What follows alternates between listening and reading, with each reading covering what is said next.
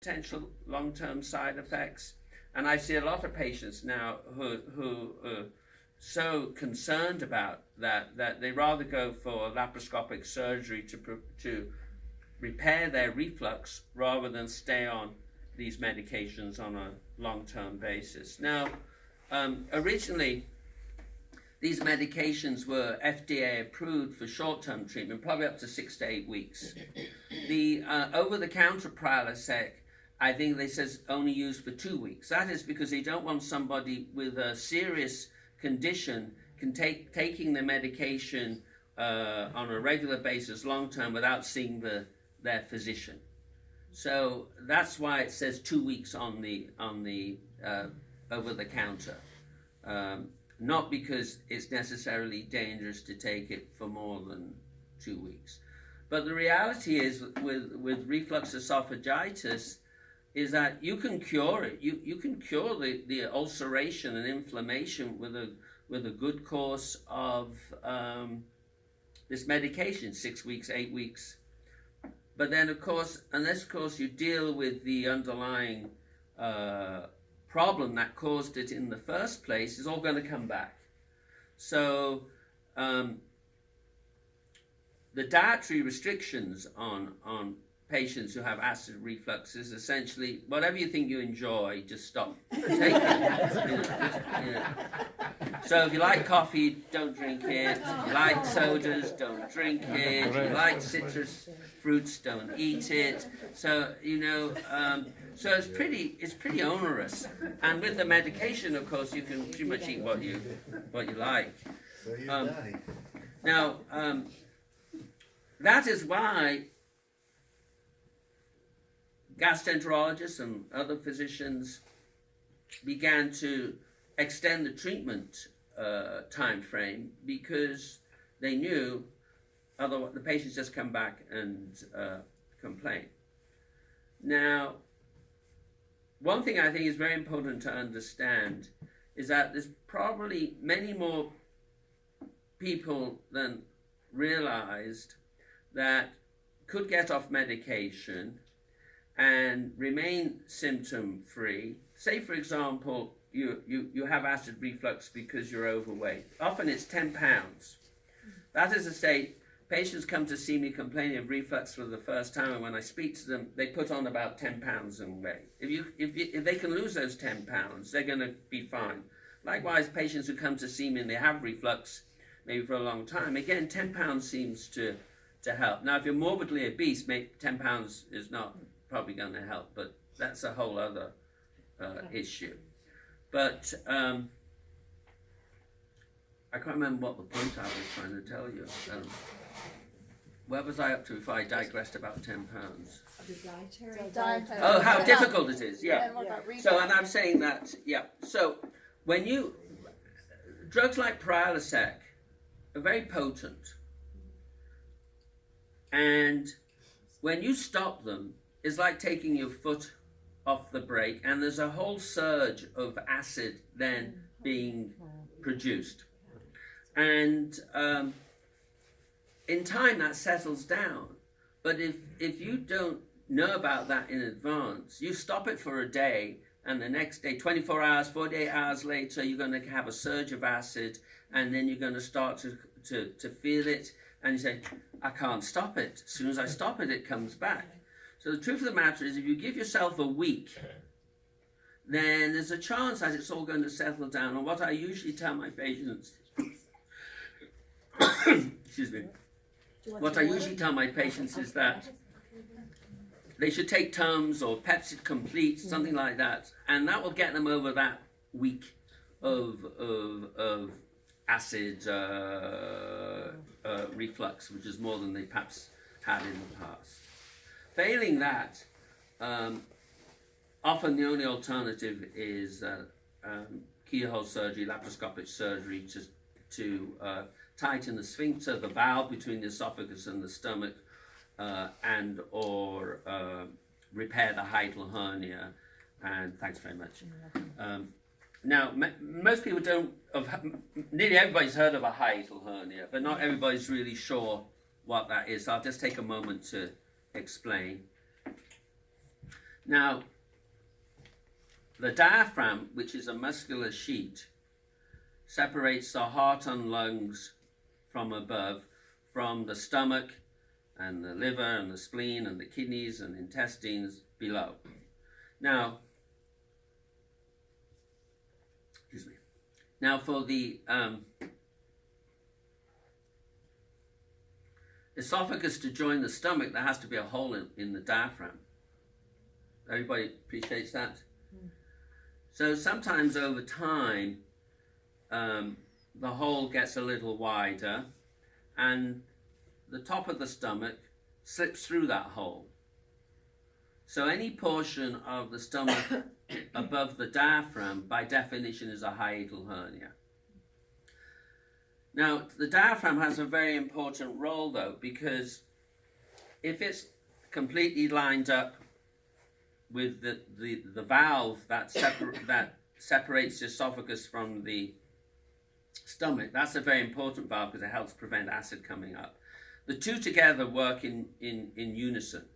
So if you have the valve and the diaphragm out of alignment, where if the stomach is moved up, that means, and the diaphragm has stayed the same, that means the valve between the esophagus and stomach is above the opening of the diaphragm. Then they lose that combined effect in preventing reflux. That's why patients with hiatal hernias often have acid reflux, but they don't all have to have a hiatal hernia to have acid reflux. Sometimes you just have to have a weak valve between the esophagus and the stomach. So, I think, are you trying to draw that? Yeah. I know, a lot of blank faces. Yeah. But anyway, it's the concept. Any part of the stomach above the hiatal hernia, above the diaphragm is a hiatal hernia, and that predisposes to acid reflux because you lose the benefit of the diaphragm pressing on the stomach and the esophagus at the level of the sphincter. Okay. Additional questions? I was just wondering, that have three meals a day is the healthy way. Is it the healthy way? And if you skip a meal or just have one meal a day, is there any consequences on effect? I personally think if you're hungry, you should eat. If you're not hungry, you probably shouldn't eat that much. But we're all programmed to eat breakfast, lunch, and dinner. But I think it's more of a matter of making sure you have an adequate intake of food, and whether you like to graze all day long versus having three meals probably doesn't matter that much. We usually have our largest meal of the day in the evening. I'm not sure if that's too good if you go to bed soon afterwards, because first of all, in terms of acid reflux, that definitely is a factor that's going to help cause it. So it's never good to go to sleep on a full stomach. But apart from that, I don't think it really matters. First of all, I haven't studied it. I'm not sure if there are any good papers on it, but I don't see why it should really matter too much whether you eat a hearty breakfast and a smaller meals during the day or vice versa. The French only have largest meal of the day is lunch, and then they have a very light meal in the evening. But then of course a lot of them go to sleep at lunch. They used to have a siesta and then they go to sleep. And we don't do that in this country.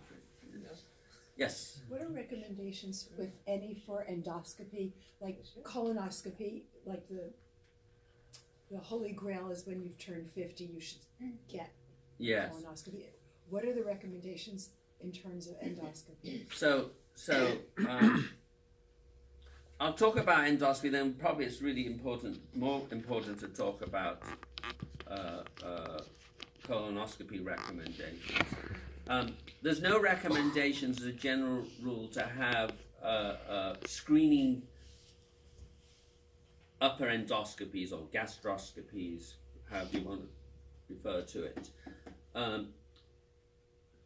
period. We only usually examine patients if they have symptoms. If they have a family history of stomach cancer or esophageal cancer, then probably we'll examine those patients every 5 years. They would be perhaps the only ones. Even then, I'm not sure there's any strict guidelines on that, unlike there is in colonoscopy. If you have certain conditions that predispose you to cancer, or you're from an ethnicity where you have increased risk for cancer, then that needs to be taken into consideration as well. So for my Japanese, Chinese, and Korean patients where the risk for gastric cancer is considerable, if they come to see me in my practice, I will offer them an upper endoscopy, and I'll check them for H. pylori stomach infection, because that's the main risk factor for gastric cancer. And I'll do biopsies, not only to check for the infection, but also to see whether the cells of the lining of the stomach are looking normal or otherwise.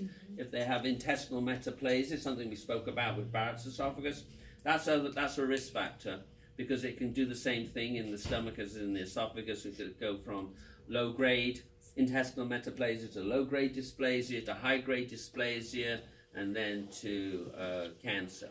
So those patients who have intestinal metaplasia in the stomach, guidelines are that they should be examined every 2 years. Are there symptoms that would, if someone came to you, you would say you should have an endoscopy or gastroscopy? Well, if they have symptoms, there's a long list of reasons why we should do it. I can quickly go through them with you, but you asked about if you don't have symptoms. No, no, if you do, what symptoms would someone bring that would make you want to prescribe that procedure for them? Okay, so pain in the upper part of the abdomen, right here, especially here, we call it epigastric pain. And sometimes people complain across the stomach. Loss of weight, loss of appetite, nausea, vomiting, anemia due to iron loss. They're the usual things that would result in them having an endoscopy. Yes? So if you've had H. pylori and have been treated for it, you have an increased risk of Gastric cancer, stomach cancer. And have you seen, is it normal to have long-term effects after having that and be treated for it? Of H. pylori? No. If you have had some gastric distress and you've been diagnosed with having H. pylori infection, and the infection has been treated, and it's been confirmed that the infection is no longer there, and you're still having symptoms, then there's probably something else. And if you've been tested for everything else, is it likely that it could cause having IBS after that? Well, you see, you have to remember the gastrointestinal tract is one long tube. When we talk about IBS, we're usually referring to not the stomach, but the intestine, whether it's a small, but particularly the large intestine. The truth of the matter is, you can have IBS of the stomach. And it's just that we don't call it that. Sometimes we call it non-ulcer dyspepsia. And in which case, if you're not responding to the usual medications for gastric distress, such as Prilosec or Zantac, then you need to look for other treatments. I have a question. I know that we are not the most tolerant people, but it seems like every kid I talk to is lactose intolerant and glucose intolerant, and everyone's on a Gluten. Why is that? Why do we see so much of that these days? Well, I'm not sure if there's really an increased number of people who are truly lactose intolerant or gluten intolerant, but it's a bit of a fad. You know, when you see gluten-free water on the shelves, you know. So I think there's that. in some instances, people really are lactose intolerant. You actually usually develops more as you grow older, but you can see it in young children and in teenagers. And the gluten intolerance, when you don't have celiac disease, I think in most people there's the placebo effect and the sense that they're controlling their health themselves, and so they continue to do it, and there's a lot of positive reinforcement for that. For other people, it's very attention seeking, that they go out to eat and their friends and they say, oh, I'm sorry, I can't eat this, I'm gluten intolerant, and then everybody, oh, I'm so sorry, you know. And then, so it makes it difficult for the host and the hostess. I think there's some of that, but that, and again, amongst those people, there are people who are truly gluten intolerant, though. They don't have celiac disease, but there's something else in the cereal grain that's upsetting their intestines. That being said, there's a very alternative clinic close to my hospital, and I once went to their website, and you list whatever symptom it was is because you've got gluten intolerance, whether it's nausea or painful joints, skin rashes. The list is on. Whatever you think you're complaining of is all due to gluten intolerance, which is really misrepresentation of the facts. But you know, a lot of people do like to try other things rather than traditional medicine, and for all sorts of various different reasons. And so, and perhaps more so now, it's you know, wherever you go, it's in the press, it's online. You know, you speak to your friends and so on. I remember I had a patient who wouldn't pay her bill because she came to see me. She really had irritable bowel, but she was properly evaluated. She got an upper endoscopy and biopsies and colonoscopy. It's expensive evaluation, but she wouldn't pay her bill because, and she's not a woman who could not. She could afford to pay it, but then somehow or another, because she was convinced she had celiac disease and so on, which she didn't have. And then she went on a gluten-free diet, and because she got better, she decided not to pay me. You know? Anyhow, any more questions? So, Doctor, I was going to ask you, what do you think about supplements? You were talking about vitamin deficiency. Yeah, I think the one supplement we should probably all be taking, unless of course you really know your vitamin D level is well in the normal range, is vitamin D, in my opinion. And most people are probably like, I know what the numbers are. I think it's about at least a third of the population is vitamin D deficient. Is it a bit higher than that? Higher. Yeah. I can't remember if it's a third or 2/3 of the population is vitamin D deficient. I usually rely on the primary care doctors to make sure that they've checked the vitamin D level. It should be a part of every routine physical to have your vitamin D checked. And for that, I would take a supplement because, you know, we don't really have the advantage of the sun because we're all so scared of, I'm not saying not rightly so, melanoma, squamous cell carcinoma of the skin, that we keep out of the sun. So as a result of which, we're not getting the vitamin D converted in the skin from the sunlight. So a lot of us are vitamin D deficient, including myself. I take vitamin D. Are we talking to vitamin D3 or we talking D3. yeah. D3. How much? How much of it should we do? Well, the recommended daily dose used to be 400 IUs. It's now probably gone up to 1,000 IUs. I have patients needing, it depends, even healthy patients with no GI symptoms, because you could become vitamin D deficient from various different gastroenterological problems, where it results in the poor absorption of nutrients in your small intestine.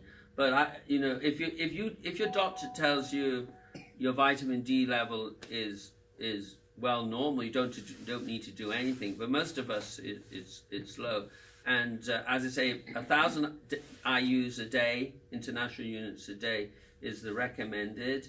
And I have patients need to take 5,000 a day. I have patients who take 50,000 a week. Yeah, and they need it. And if they stop it, it falls back down to below normal. So some people require very large amounts.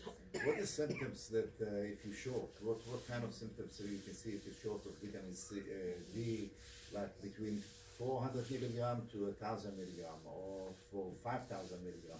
It has to be some significant something in your skin. Or? No. So vitamin D deficiency. The main concern is about bone health, particularly for postmenopausal women, which comes to your point about your concerns over Prilosec. Because that they said it leaches calcium from the bones. Yeah.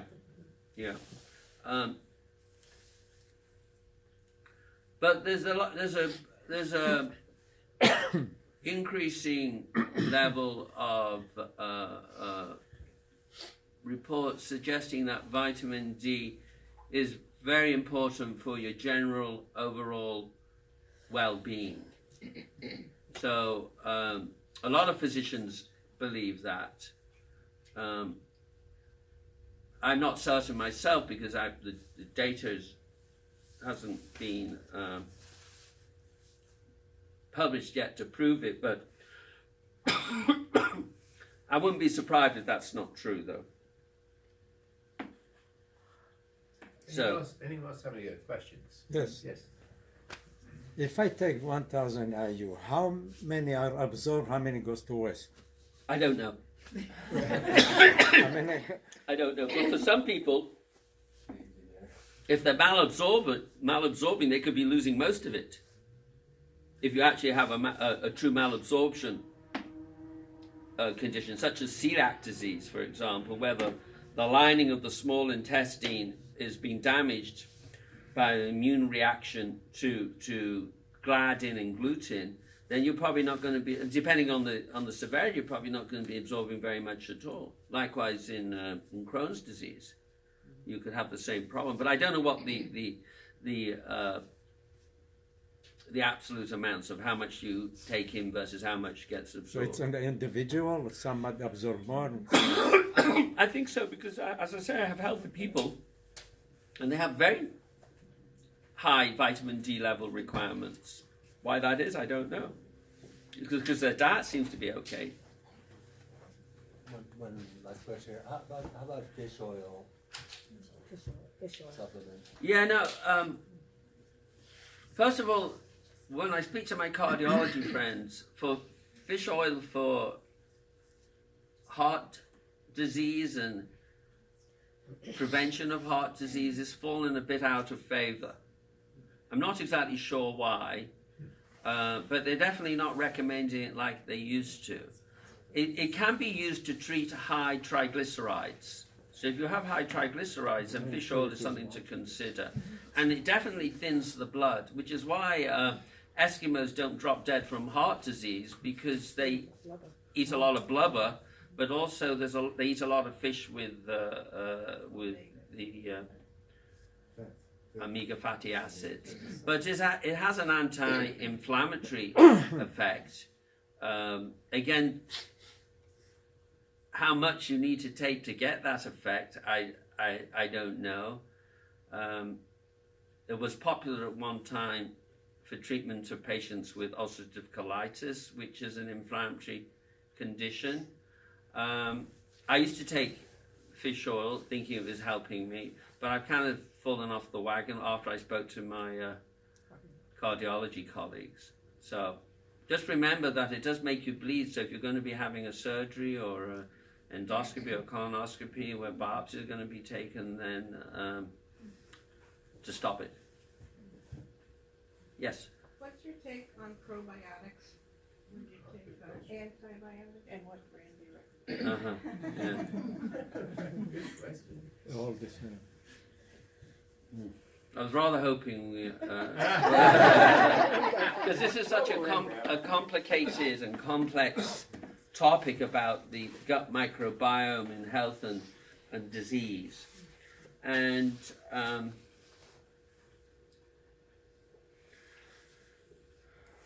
the main, if I wanted to, I use probiotics, but I don't use them quite as much as I used to. I used to use probiotics a lot in patients with irritable bowel in particular, and in some patients with ulcerative colitis who were in remission and they wanted to perhaps remain in remission and not take medication. They sometimes a probiotic can help them. If I prescribe probiotics now, the one I would recommend as a general rule is VSL number 3. There's a couple of other ones I use as Culturel and Align. What about the lady asked about if you're taking antibiotics, which No, I'm going to go. And then particularly when you're taking antibiotics and maybe you've had a condition called C. diff colitis in the past, or just antibiotic associated diarrhea, then Lactobacillus acidophilus is very, very popular, but the problem is it's a bacteria, acidophilus, and lactobacillus, which is the same as a bacteria, and you're taking an antibiotic, so it's going to kill it. It's a pretty good chance it's going to kill it, so it's probably a waste of time, effort, energy, and money to take it. But the one I usually recommend is one called Florastor, which is otherwise known as Saccharomyces boulardii. And if you're predisposed to having antibiotic-associated diarrhea, or you start to get it, then that's probably the best one to take 2 a day while you're on the antibiotic, and then 1 a day for another week after you've stopped the antibiotic. Okay? Now,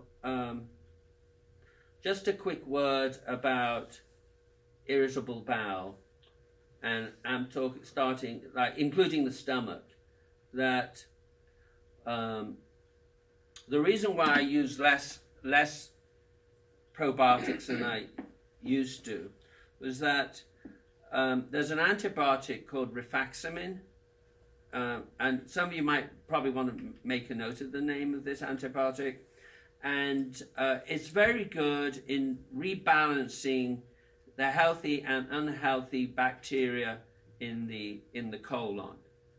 And I used to prescribe this for 2 weeks, and from the 10th day of the antibiotic for another 30 days, I used to then add in a probiotic.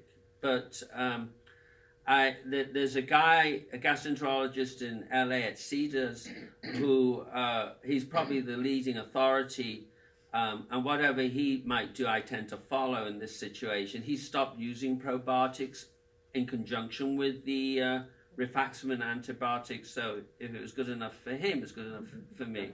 So I'm usually prescribing rifaximin for 2 weeks for patients who have irritable bowel and or this non-ulcer dyspepsia, this stomach condition where it feels as if you're having an ulcer, a lot of indigestion, and on endoscopy you don't find it.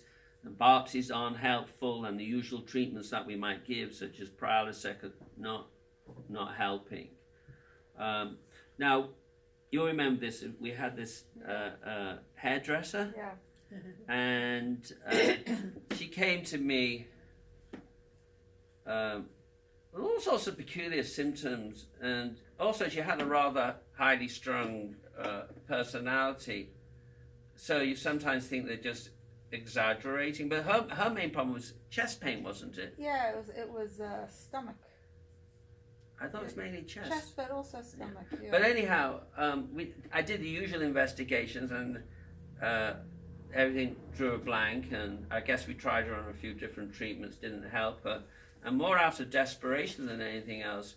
Because if I remember correctly, a lot of her symptoms were in her chest and in her shoulders and so on, back in the shoulder blades. And I gave her a course of rifaximin. She came back extremely well. You know, she was really feeling 100% well. And instead of a thank you, she said, well, why didn't you do this before? So no good deed goes undone. Yeah, that's true. Yes. The notice went out. Michael put in a lot of Jewish foods that we Yeah. eat over time. Which one should we avoid? Well, it's the same thing. You shouldn't take anything in excess. But I have to tell you, I agree. You see, when we've taken the diet from the Haim to the extreme, because, you know, it's one thing eating this food perhaps once a week if you were lucky, but we have it 24 hours a day, 7 days a week. So of course it's going to affect your health. But in the time when people used to eat smoked salmon, and I'll tell you why I'm talking about smoked salmon in a minute, it was a delicacy, maybe once a month, if ever. Or smoked fish, and you know, and the salt beef and brisket and foods that were pickled and so on. These were rarities. The reason why I mention this is because in Japan and in Korea and China, there's a lot of H. pylori infection, but they also eat a diet high in preserved foods. I've heard those are good for you. I'm sorry? I said there's a big fad that those are good for you. The kimchi and so on. Yeah. Even sauerkraut. Yeah. So I'm just telling you what my it may not be as good as you think if you have H. pylori. So the problem is a lot of these preserved foods contain nitrates or nitrites, both. And when you have H. pylori infection, initially your stomach tends to make more acid. That's why you can get duodenal ulcers and gastric ulcers. But then over time, in a proportion of people, the lining of the stomach gets damaged to the point that it no longer makes acid. Now, everybody thinks we make acid in the stomach to help digest our food. That's not true. You don't need acid in your stomach to help digest your food. Otherwise, all these patients that we put on prior to seconds home would be complaining rather than getting better. The result of having your stomach acid reduced to very low levels or none at all, particularly none at all, is that bacteria now can get into the stomach, and these bacteria then break down the nitrates and nitrites into your diet into nitrosamines, which are carcinogenic. So that is why a kimchi may not be as good as it should be because of these reasons. And you know, there's a lot of Koreans with gastric cancer who all eat kimchi. Yeah. So I personally wouldn't eat it myself, except maybe just once in a while, but not take it on a regular basis in the hope it's going to improve my digestive health, particularly if I've had H. pylori infection. So smoked salmon? Well, that goes, then you see this is the same thing. You see, I think a lot of Jews who died from stomach cancer had H. pylori and probably ate too much in the way of preserved foods. And that wasn't because they had a choice. You know, preserved foods in that time was because you couldn't eat it all at once. So you had to preserve it somehow or another, but you wouldn't be eating it in excess either. But definitely if you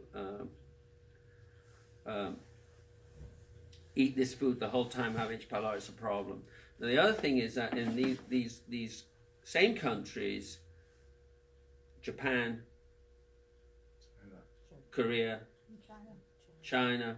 They don't eat much in the way of fresh fruit and vegetables, and that in itself is an issue because you don't have vitamin C, and vitamin C is acidic, and I think probably this is just my personal opinion, is that the vitamin C helps acidify the stomach and therefore helps kill these bacteria that otherwise would break down your preserved foods into nitrosamines, which are, as I mentioned, are carcinogenic. So vitamin C is bad? No, it's It's good. good. If Good. you're taking like about vitamin C, like about 500 milligram per day, is that good? It's probably fine. I personally am not Eat in, oranges. I'm not in favor of people, this is just again my own opinion, of taking any vitamin supplement unless of course you know you need it. Really. If you're eating a healthy diet, you shouldn't. And the reason is that they can also cause digestive distress.